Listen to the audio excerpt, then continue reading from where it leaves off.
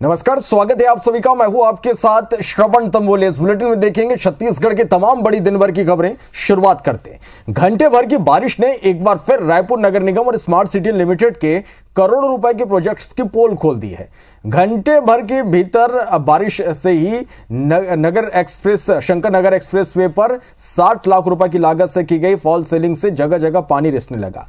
डरा की गई फॉल सीलिंग की शीट नीचे न गिर रहे, लोग यहां पर डर के साए में गुजर रहे हैं। वहीं दूसरी तरफ रामनगर रेलवे अंडरब्रिज की दीवारों से पानी का रिसाव अभी भी जारी है और यहां का जायजा लिया हमारे संवाददाता संदीप शुक्ला ने।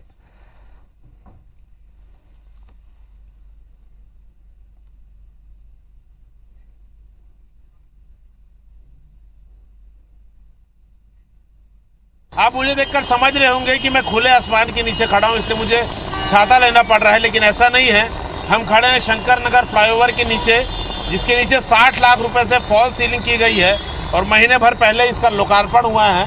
आप देख सकते हैं कि लाइट से जो है पानी रिस रहा है और ये पूरी लाइन आप देख सकते हैं कि इसकी लाइट पूरी तरीके से बंद है। पूरी लाइट यहाँ से बंद है। आप देखेंगे जो लोग यहाँ इसके नीचे रुकते हैं वो भी भीग जाते हैं, क्योंकि किसी भी लाइट से किसी भी समय पानी शुरू हो जाता है। और ये हाल अकेला स्मार्ट सिटी के काम का नहीं है। पीडब्ल्यूडी विभाग ने जो रामनगर में अंडर ब्रिज बनाया है उसका भी यही हाल है और वहाँ भी जो है पानी जो है पूरे तरीके से रिस रहा है। 18 करोड़ रुपए का अंडर ब्रिज है। हम लगातार रिपोर्ट्स दिखाते रहे कि स्मार्ट सिटी और पीडब्ल्यूडी के विभाग में कैसी गुणवत्ता बढ़ती जा रही है, तो इस पानी की धार को आप देखकर समझ सकते हैं कि पीडब्ल्यूडी और स्मार्ट सिटी के काम में किस कदर प्लानिंग हो रही है और गुणवत्ता का किस कदर ध्यान रखा जा रहा है। ये अपने आप में बड़ा सवाल खड़ा करता है। कैमरामैन अभिषेक गर्ग के साथ संदीप शुक्ला, IBC 24 रायपुर। दुर्ग के शिवनाथ नदी में डूबे 14 साल के बच्चे का शव बरामद कर लिया गया।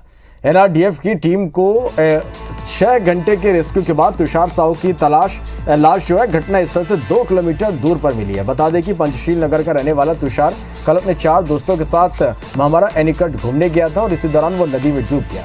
घटना के बाद SDRF और स्थानीय गोताखोरों की टीम लगातार तलाश कर रही थी। आज सुबह NDRF के जवानों ने मोर्चा संभाला और शव को ढूंढ निकाला।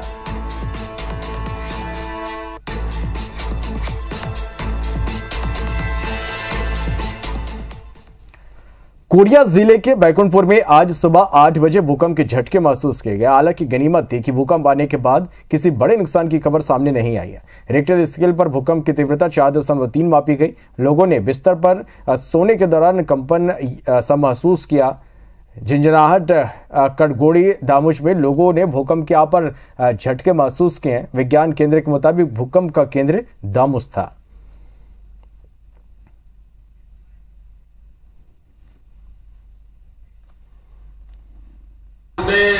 8:10 ऐसे ही 8:15 बजे के आसपास मैं अपने बेड पर बैठा हुआ था, तो उसी समय ऐसे कंपन का महसूस हुआ। मुझे बहुत कम था झटका, ऐसा लगा धरती हिली है। कोरिया जिले में सोनत ब्लॉक के दामुज जो ग्राम है उसके जो वन क्षेत्र है उस लेटीट्यूड और लॉन्गिट्यूड के हिसाब से अगर हम देखें तो वहाँ पे इसका सेंटर पॉइंट था।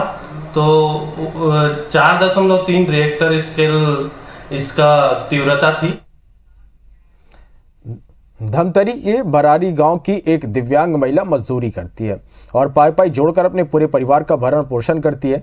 महिला के संघर्ष को देखकर लोग दंग हैं, लेकिन प्रशासन से उचित मदद न मिलने के कारण दिव्यांग दंपति निराश है और मदद की आस लगाए बैठा है। देखिए एक रिपोर्ट।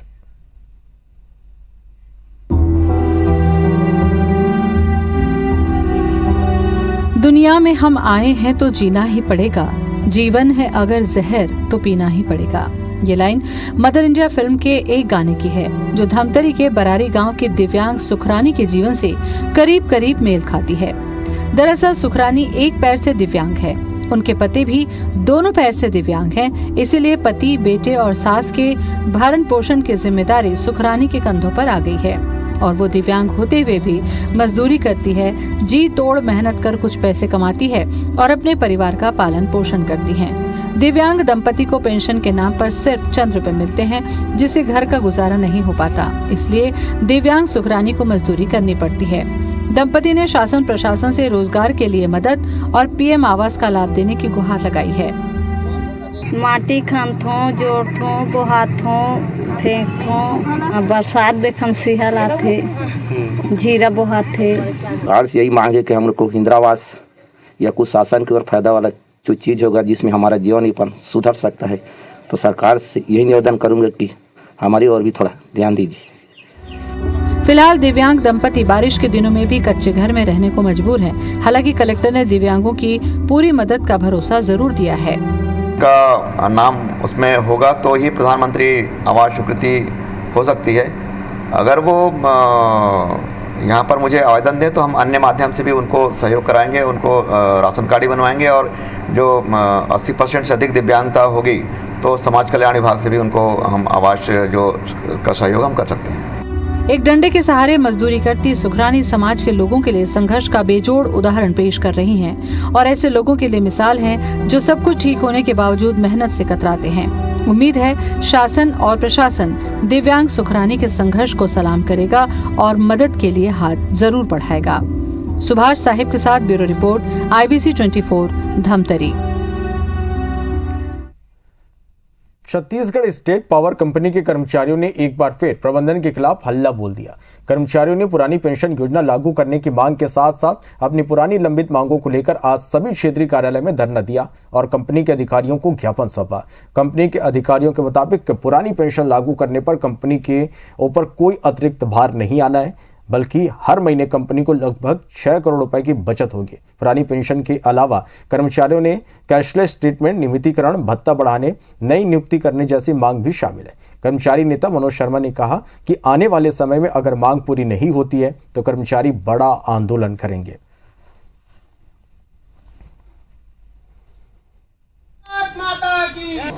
हम चाहते हैं कि तत्काल मुख्यमंत्री महोदय इसमें संज्ञान ले और निर्देशित करें। हम चूंकि हमारे वो 14% हमारे खाते में डालते हैं, हम तो बोलते हैं उसको मत डालिए, हम 2035 के बाद में ये पैसा ले लेंगे आपसे। हम तो ये चाहते हैं कि 10% हमको हमारे GPF में डाल दीजिए, बल्कि हमारे को ओल्ड पेंशन स्कीम में डालने से प्रत्येक माह 6.5 करोड़ रुपया कंपनी का बचत होगा जो हमको अभी दे रही है।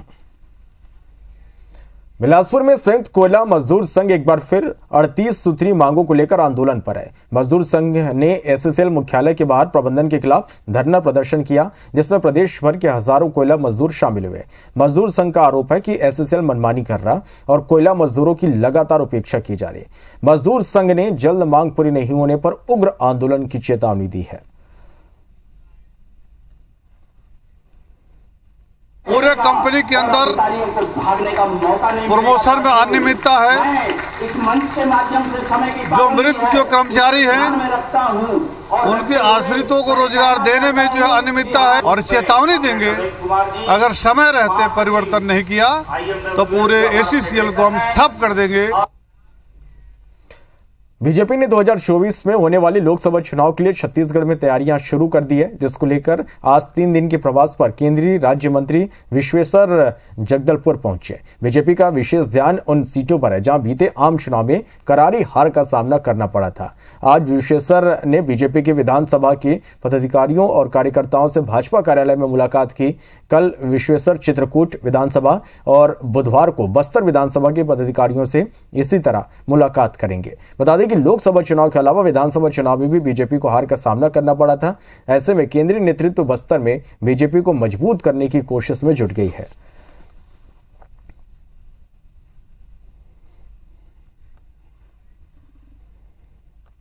आगामी 2024 में कैसे हम लोग वहाँ जीते, इस रणनीति तैयार करने के लिए देश भर में पार्टी का ऐसे मंत्री और भी नेता लोग को भेजा गया है। आज दुर्ग में भाजपा प्रदेश पदाधिकारियों की बैठक का आयोजन किया गया, जहां चुनाव को लेकर रणनीति पर चर्चा की गई। हमारे संवाददाता राजेश मिश्रा से खास चर्चा करते हुए विष्णु देसाई ने बताया कि कांग्रेस सरकार रोजगार के गलत आंकड़े जनता के सामने पेश कर रही है, जिसको लेकर भारतीय जनता युवा मोर्चा के कार्यकर्ता प्रदेश भर के बेरोजगार युवकों के साथ 24 अगस्त को बेरोजगारी भत्ता की मांग सरकार से करेंगे। मुख्यमंत्री भूपेश बघेल, गृह मंत्री ताम्रध्वज साहू के गृह जिले दुर्ग में आज भारतीय जनता पार्टी के प्रदेश पदाधिकारियों की बैठक हुई थी। उसके पहले कोर ग्रुप की बैठक हुई थी और इस बैठकों में प्रदेश सरकार को किन किन मुद्दों पर घेरना है, प्रदेश सरकार की खामियों का किस तरह से पोल खोलना है, इन तमाम मुद्दों को लेकर मिशन 2023 में किस तरह से भारतीय जनता पार्टी को फतह करना है, इन तमाम मुद्दों को लेकर रणनीति बनी है, चर्चा हुई। हमारे साथ प्रदेश अध्यक्ष विष्णुदेव साय मौजूद हैं, उनसे बात करेंगे। आज की जो बैठक हुई प्रदेश पदाधिकारियों की बैठक में मुख्य रूप से क्या क्या एजेंडा था, क्या क्या कुछ तय हुआ है? बड़ा सौभाग्य है कि इस समय भारतीय जनता पार्टी देश का जो सर्वोच्च पद है राष्ट्रपति का, उसके लेके अनुसूचित जनजाति वर्ग की एक महिला को प्रत्याशी बनाया है और इसके लिए आदिवासी समाज, चूंकि छत्तीसगढ़ में 32% आदिवासी पॉपुलेशन है, सब में बड़ी प्रसन्नता है और सब हमारी पार्टी को, हमारे जो राष्ट्रीय अध्यक्ष हैं उनको धन्यवाद भी दे रहे हैं। 15 तारीख को उनका शुभागमन है, समर्थन के लिए आ रही हैं, तो उनका स्वागत सत्कार भी यहाँ पर होना है, उस पर चर्चा हुई है। दुर्ग में ये बैठक रखने के पीछे कोई उद्देश्य, क्योंकि मुख्यमंत्री का और गृह मंत्री का गृह जिला है और भी मंत्रियों का भी जिला है, तो यहाँ पर रखने के पीछे कोई उद्देश्य? नहीं, प्रयास रहता है पार्टी का कि हर बार अलग अलग जिले में प्रदेश कार्य समिति का बैठक हो। तमाम मोर्चे को भी कभी प्रदर्शन शुरू होने वाला है अगस्त सितंबर में, उसके लिए कुछ चर्चा? देखिए, कांग्रेस पार्टी ने अपने चुनावी जन घोषणा पत्र में प्रदेश के जो बेरोजगार हैं, करीब 10 लाख जिनका पंजीयन है, उनको 1500 रुपया और 2500 रुपया प्रति महीना बेरोजगारी भत्ता देने की बात कही थी और 1 लाख लोगों को रोजगार देने की बात कांग्रेस पार्टी ने कही थी। लेकिन आज 3.5 साल हो गए हैं, 3.5 साल में एक भी किसी को भी 1 रुपया बेरोजगारी भत्ता मिला है और आज ये जो 5 लाख का बड़ा बड़ा होर्डिंग्स लगाता है रोजगार का, जब विधानसभा में हमारे विधायक प्रश्न करते हैं तो 16,000 उत्तर आता है। तो इस तरह से सरकार झूठ बोलती है। तो आपने सुना कि प्रदेश सरकार के खिलाफ पोल खोल अभियान की शुरुआत भारतीय जनता युवा मोर्चा के एक बड़े आंदोलन धरने के रूप में यहाँ पर शुरू होने वाली है, जिसमें इनका दावा है कि 1 लाख से अधिक जो युवक हैं, बेरोजगार युवक हैं पूरे प्रदेश भर के, वो राजधानी में इकट्ठा होंगे और एक बड़ी आंदोलन प्रदेश सरकार के खिलाफ करेंगे। इसी तरह भारतीय जनता पार्टी की हर मोर्चा प्रकोष्ठ को भी जिम्मेदारी दी गई है कि प्रदेश सरकार की वादा खिलाफी के खिलाफ हल्ला बने। कैमरामैन लखन शर्मा के साथ राजेश मिश्रा, IBC 24 दुर्ग। भिलाई में आज बीजेपी कोर ग्रुप की बैठक हुई, जिसमें प्रदेश सह प्रभारी निधि नवीन, प्रदेश अध्यक्ष विष्णुदेव साय, पूर्व सीएम रमन सिंह और नेता प्रतिपक्ष धर्मलाल कौशिक सहित कोर ग्रुप के सदस्य शामिल हुए। बैठक में राष्ट्रपति पद की उम्मीदवार द्रौपदी मुर्मू के छत्तीसगढ़ प्रवास को लेकर चर्चा हुई। इसके अलावा आर्थिक, राजनीतिक विषयों, आगामी कार्यक्रमों और संगठन को मजबूत बनाने को लेकर भी चर्चा की गई। साथ ही साथ देखा भी है तो मूल रूप से संगठन के कामों को और गति देने के लिए हम लोग बैठे हैं और जो सबसे बड़ा इम्पोर्टेंट विषय होता है कि हम लोगों ने संगठन को लगातार, हमारे यहाँ बूथ के सशक्तिकरण अभियान चल रहा है, हमारे यहाँ बूथ की कमेटियाँ बनी हैं, सभी कमेटियों को हम लोगों ने अधिक से अधिक अब IT और सोशल मीडिया से जोड़ने जा रहे हैं, हर बूथ कमेटी के व्हाट्सएप ग्रुप बन रहे हैं। तो ये सारी चीज़ों पे चर्चा प्लस आगामी कार्यक्रमों को लेकर भी हम लोगों ने चर्चा शुरू किया है। राष्ट्रपति के प्रस्तावित प्रत्याशी जी का यहाँ पर 15 तारीख को आगमन है, उसकी तैयारी को लेकर के जो चर्चा हुई और उसके साथ में संगठनात्मक विषयों को लेकर के जो प्रवास का कार्यक्रम है, उन सारे विषयों को लेकर के चर्चा हुई है। चलिए बढ़ते हैं कि आज विश्व जनसंख्या दिवस है। एक और जहां पूरे देश की आबादी बढ़ रही है, भारत की जनसंख्या 140 करोड़ की होने को है, वहीं छत्तीसगढ़ के कोयला भंडार में जनसंख्या घट रही है। कोरिया के चिरमिरी में कोयला खदानें युवाओं के रोजगार का मुख्य जरिया है, लेकिन अब धीमे धीमे ये खदानें भी बंद हो रही है। ऐसे में युवा रोजगार की तलाश में दूसरे शहरों की ओर पलायन करने पर मजबूर है, जिसकी वजह से चिरमिरी की जनसंख्या घट रही है। दूसरी ओर राजस्व भूमि का पट्टा न मिलने के कारण भी लोग पलायन कर रहे हैं। निगम बनने के समय चिरमिरी की जनसंख्या 1,15,000 थी, जो कि वर्तमान में 65 से 70,000 रह गई है। ऐसे में चिरमिरी में निगम का दर्जा भी छिन सकता है। वहीं शहर में रोजगार बढ़ाने के लिए विधायक विनय जायसवाल ने कहा कि नए कोयला खदान कोयले का प्रयास यहाँ पर किया जा रहा है, जिससे युवाओं को रोजगार मिलेगा।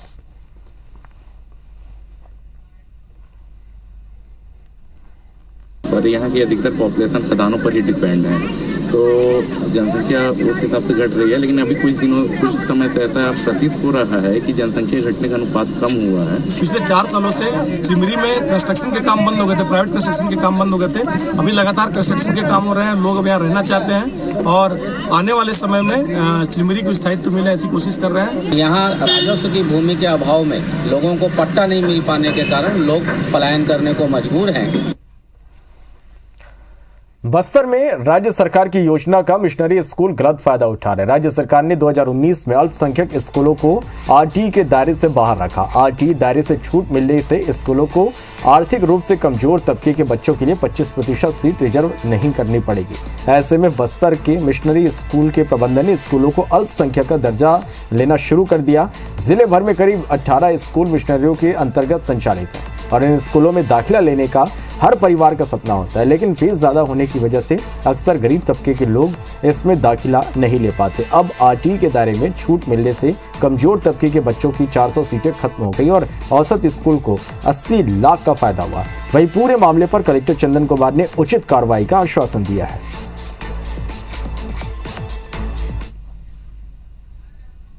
ये बात हमारे संज्ञान में आई है कि कुछ ऐसे स्कूल हैं जहां पे आरटीई के तहत एडमिशन नहीं हो रहे हैं। इसके बारे में संक्षिप्त मैंने उसके जानकारी मंगवाई है कि ताकि आखिर ये कौन से प्रावधान है, क्या है, और जो भी इसमें उचित कार्रवाई होगी किया जाएगा। रायगढ़ में बीजेपी नेता रश्मि गबेल ने फांसी लगाकर खुदकुशी की कोशिश की। हालांकि सोशल मीडिया पर वायरल सुसाइड नोट पढ़ते ही परिजनों ने तुरंत घर पहुंचकर रश्मि को फांसी के फंदे से उतारा और हॉस्पिटल में भर्ती कराया। परिजनों के मुताबिक कांग्रेस पार्षद रश्मि के घर का निर्माण नजूल जमीन में बताते हुए निगम कमिश्नर से शिकायत की गई थी और इसी के बाद रश्मि तनाव में है और चक्रधर नगर पुलिस ने पीड़िता का बयान दर्ज कर इस पूरे मामले की जांच शुरू कर दी है।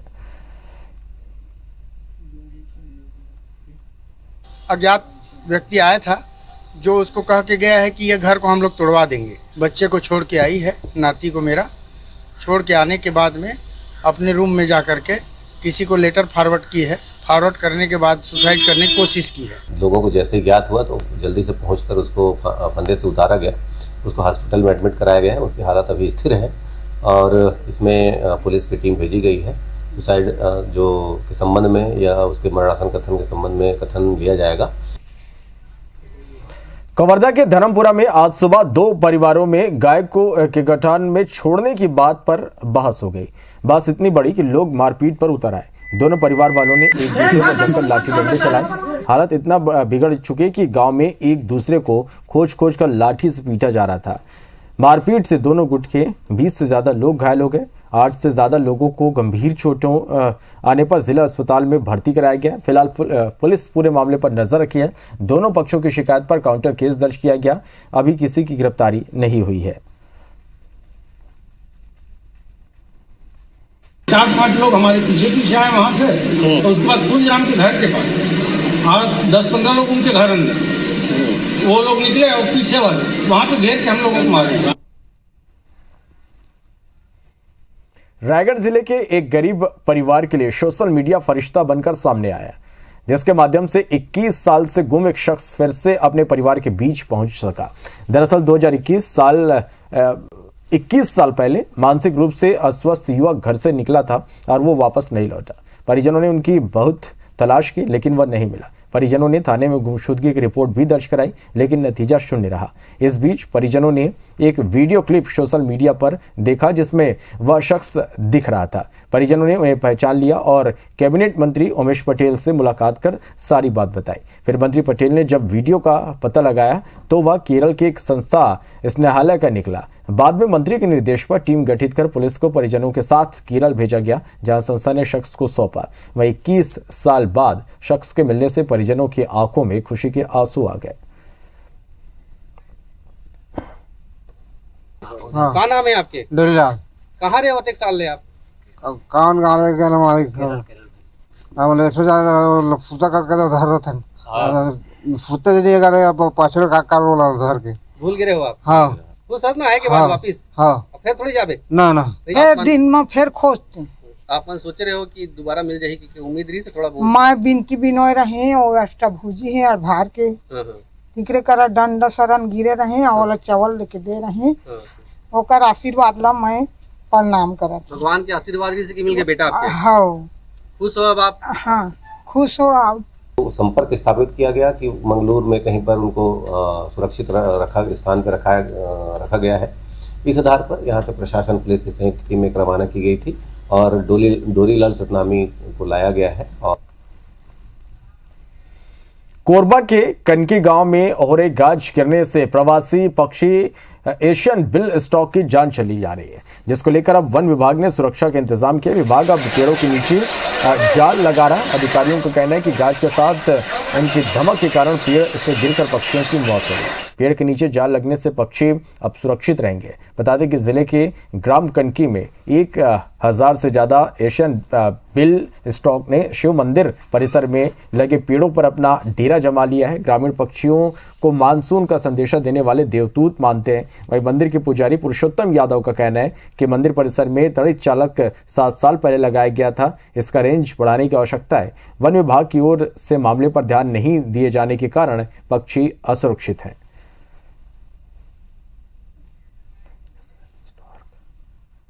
कोरबा में कनकी ओपन बिल स्टॉक प्रवासी पक्षी के लिए प्रसिद्ध है, जो हर साल मई जून के महीने में आते हैं और भारी बारिश और बरसात के समय उनके गिरने से मृत्यु हो जाती है। इसको रोकने के लिए पेड़ों के नीचे जाल बिछाया गया है ताकि पेड़ों से गिरते समय वो सुरक्षित रहें और उनको स्थानीय लोगों द्वारा वापस पेड़ पे चढ़ा दिया जाता है, जिससे उनकी मृत्यु कम से कम हो। यह हमारे द्वारा प्रयास किया गया है। तो इसी के साथ फिलहाल इस बुलेटिन में इतना ही। नमस्कार।